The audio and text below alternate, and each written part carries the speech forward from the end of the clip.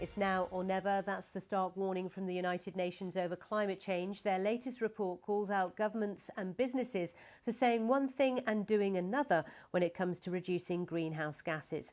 At the moment, it says the world's on track to be more than 3 degrees hotter by the end of this century. To avoid disaster, the UN says greenhouse gases must start reducing from their peak within the next 3 years. They'll need to fall by a whopping 43% by the end of the decade, and will need to carry on cutting gas emissions for nearly 30 years to get to what's called net zero by 2050. Dr. Deborah Brosnan is an expert scientist and environmental entrepreneur and explained more about the technology out there that could help. We basically have two technologies, one that is being implemented right now, and these are the renewable energy technologies, and the one that is emerging, which is carbon capture. The renewable energies are ones we're all quite familiar with, solar, wind, hydrogen. And for solar and wind, it's good news in the sense that about 10% of the world's energy is now coming from solar and wind power, and the costs of these are coming down. A unit of solar energy costs 85% less today than it did 10 years ago, wind 55%.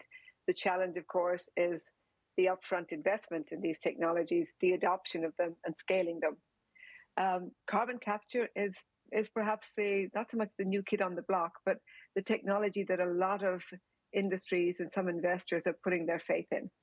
Well, let's talk about that in more detail, because the idea is it not, is that we can't just take action to reduce carbon emissions. We have to also somehow remove the carbon that's already in the environment. And is that what carbon capture is?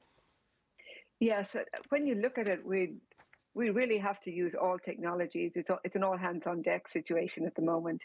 And carbon capture, at its simplest, is basically sucking in the air and then filtering the carbon out of that air. And once that carbon is taken out of the air, the question is what to do with it. And right now, technologies are looking at burying it deep in the ground, or using it to propel agriculture, or even create fizzy drinks with it. It's an emerging technology.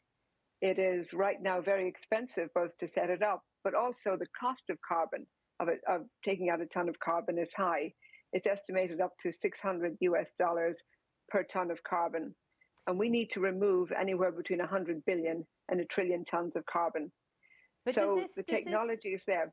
Sorry to interrupt you, Deborah, but does this technology, though, let governments off the hook to a degree? Because they're going, OK, well, we haven't got to worry so much about how much we emit because we're going to catch it and we're going to get rid of it somehow that way. That's the worry. It's the worry among scientists. It's also the worry among emerging nations that are already, particularly low-lying nations, that are already sinking at sea level rise. The concern, if you like, is that government and investors are going to favor this technology because it will be seen as a carbon offset, and it will be seen as a way that we don't need to reduce our fossil fuel use. It'll be seen as an alternative. Dr. Deborah Brosnan there. Now let's talk about Elon Musk.